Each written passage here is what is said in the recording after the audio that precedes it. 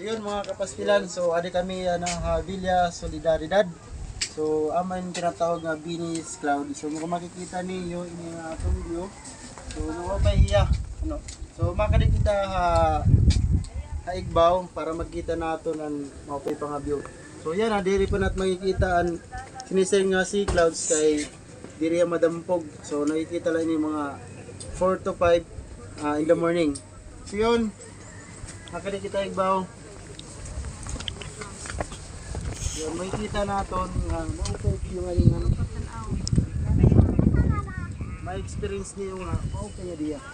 So yun. So kita natin na maupay talaga view.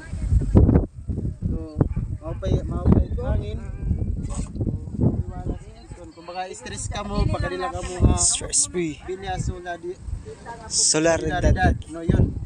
So yun, lang sa Binis Cloud. So may po yung entrance fee. So 30 pesos per head. So yun. Magkano? 10 pesos I mean. So 10 pesos lang po yung entrance fee nila. Yun. So ini, daw mo din makikitaan mga po yung view. So kita lang katong ka brother. Pastilan diri. So ipalibot diri. So kung nakikita niyo, So yun lang po mga kapastilan, amol aton-aton, yun ay ipapakita ng view. So damo salamat.